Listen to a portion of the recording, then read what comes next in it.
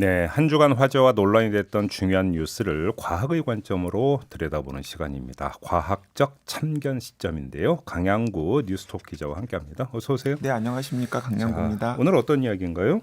네, 어제 식품의약품안전처가 이 액상형 전자담배를 대상으로 실시한 분석 결과를 공개를 했습니다. 네네네. 이 액상형 전자담배가 폐질환을 일으킨다라는 우려 때문에 그렇죠. 이 조사를 한 것이죠. 일전에도 한번 여기서 이야기한 바가 있었죠. 네, 맞습니다. 네네. 그래서 결과가 어떻게 나왔어요?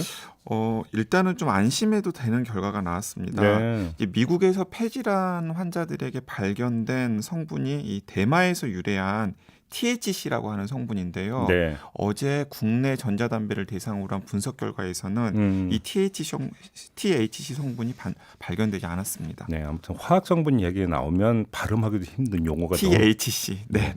풀네임으로 하면 테트라 하이드로 카나비놀. 죄송해요, 괴롭혀서. 네네. 대마유래 성분이라고 제가 그냥 하겠습니다. 네, THC. 네. 근데 이게 뭐 그 안심해도 되는 수준이라고요? 네, 안심해도 되는 수준인데요. 사실 이제 분석 결과를 자세하게 살펴보면 네. 그 오늘 아침 보도에서는 뭐 엄청난 유해 물질이 나왔다라는 식으로 보도가 많이 되어 있더라고요. 그런데 제가 확실하게 정리를 해드리면은 네. 일단 국내 액상형 전자담배에서는 대마유래 성분 자체를 사용하지 못하도록 되어 있었어요. 네. 그래서 대마유래 성분이 나오지 않은 건 어찌 보면 당연한 분석 결과고요. 네. 그런데 이제 한 가지 이제 주의 깊게 살펴봐야 될 게 이제 미국에서는 이 대마유래 성분이 좀 비쌉니다. 그래서 그 대마유래 성분과 비슷한 이 그 화학적 성질을 가지고 있는 비타민 E 아세테이트라고 하는 첨가제를 넣는다고 해요.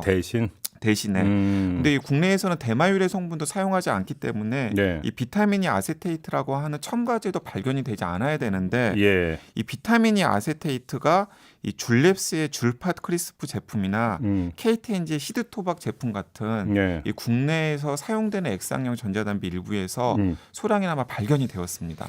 비타민 E 아세테이트. 이거 뭐 비타민 계열하고는 상관없는 건가요? 뭐 비타민 계열의 약간 변형된 화학 성분인 것이죠. 아, 그래요? 네네네. 네, 뭐 비타민 들어가서 갑자기 궁금해서. 네. 그런데 아무튼 그래서요. 네, 이제 그것 때문에 이제 국내 언론에서 네.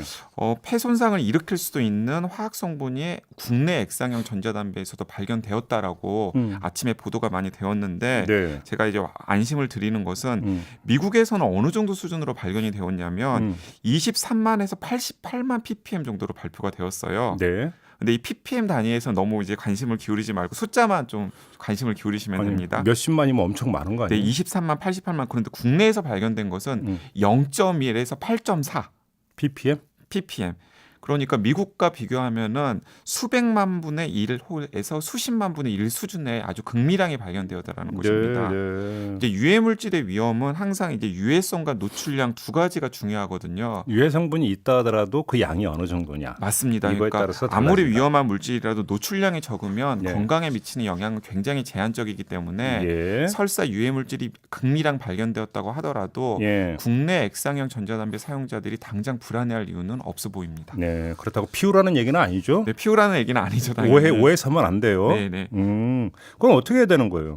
일단 식품의약품안전처는 네. 그래도 이 극미량의 유해 물질이 발견이 된 데다가 네. 지금 내년 상반기에 이 보건당국에서 액상형 전자담배에 포함되어 있는 다양한 화학 물질이 폐 손상과 어떤 영향을 미치는지에 대해서 좀 더 연구를 할 예정이거든요. 그 결과가 나올 때까지는 좀 사용 중단을 했으면 좋겠다라는 게 이 정부의 입장입니다. 간단히 이야기하면 이번 조사는 어떤 물질이 들어가 있는지만 조사를 한 거고 네. 그 물질이 그러면 우리 건강에 어떤 영향을 미치는가는 아직 확인이 되지 않았다는 확인이 거죠. 되지 않았다. 특히 이제 국내 액상형 전자담배에 포함되어 있는 물질들의 경우에는 네. 그렇기 때문에 내년 상반기에 그 연구 결과가 나올 때까지는 액상형 전자담배 사용자는 주의를 했으면 좋겠다라는 게 이제 보건당국의 입장입니다. 그래요? 혹시 다른 유해 물질도 나온 게 있어요? 다른 유해 물질이 나온 게 있는데 네. 그 다른 유해 물질들 같은 경우에는 미국에서도 폐 손상과의 직접적인 상관관계가 확인이 되지 않은 물질들이에요. 그래요? 네, 그리고 일부 확인이 된 물질들도 정확하게 어떻게 연관이 되는지는 나오지 않은 것이기 때문에 그렇게 큰 걱정을 안 해도 될 것 같습니다. 그래요, 알겠습니다. 그러면 우리 어렵게 가지 말고요. 네. 또 화학 용어 나오니까 뭐 정신이 뭐 혼미해지는데 네. 다 빼고 네. 그 피워도 된다는 얘기입니까? 안 된다는 얘기입니까? 일단 보건당국에서는 음. 가능하면 안 피우면 좋겠다라고 조심스럽게 설명을 했습니다만은 네. 제가 확실하게 정리를 해드리면은 어제 조사한 결과를 보니까 미국과 비교했을 때 그렇게 위험한 수준이 아니다. 일단은 국내 액상 담배만 놓고 본다면은 성분상으로는 네, 그렇게 위험한 수준이 아니다라는 거 제가 안심 한번 드리고요. 예. 그리고 가끔 액상형 전자담배가 걱정이 되어서 연초로 돌아간다는 분들이 있어요. 지금 김태현님이 문자 보내주셨는데 저는 연초 담배요라고. 네, 그런데 예. 연초에서 액상형 전자담배로 넘어가셨던 분이 예. 액상형 전자담배가 무서워서 연초로 돌아가는 일은 어제 검사 결과를 보면은 그럴 필요까지는 없다라는 게 제 판단입니다. 아 그래요? 네. 이제 거기에 들어있는 실익이 별로 없어 보여요. 네. 예. 연초에 훨씬 더 여러 가지 확인된 유해 물질들이 많기 때문에. 예. 자, 여기서 다시 한번 말씀을 드리는데 우리 강양구 기자 이야기는 그러니까 많이 피우셔라.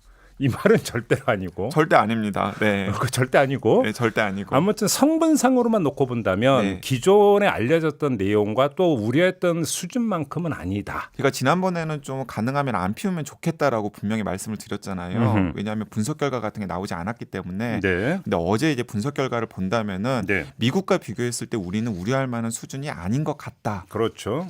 거죠. 네, 김똑강님이 저는 금연 6년째입니다라고 이렇게 문자를 보내주셨는데 사실 저는 이 말씀 드리고 싶은데 이게 정답이죠. 저도 금연, 진행자도 금연. 그렇습니다. 네. 저 5년 됐어요. 네. 자랑스럽게 얘기하는데 5년. 가능하면 이참에 이제 네. 금연을 좀 강하게 그러게요. 좀 도전해 보시는 걸 권해드리겠습니다. 아무튼 국회에서는 지금 담배 관련 법안을 검토하고 있다는 소식도 있던데 어떻게 되는 거예요? 네, 일단은 그 담배 정의를 확대하는 법안. 지금은 니코틴이 들어가도 유사담배로 분류가 되죠. 담배로 분류를 못 하고 있거든요. 예. 담배 정의가 너무 협소하기 때문에. 예. 그리고 이 담배 성분을 제출을 의무화하는 법안. 또 가약물질. 그러니까 일부 폐손상과 연관이 될지도 모른다라는 네. 가약물질 첨가를 금지하는 법안 등이 국회에서 논의 중인데 지금 국회 사정으로 봤을 때 빨리 처리가 될 수 있을지는 미지수입니다. 여긴 또 정치의 영역이니까 네네네. 문제 제기만 하는 것으로 네. 가름하고 마무리하겠습니다. 자, 강양구 기자와 함께했습니다. 고맙습니다. 네, 감사합니다. 이슈의 핵심을 꿰뚫는 예리한 시선, 믿고 듣는 진품 시사 김종배 시선 집중.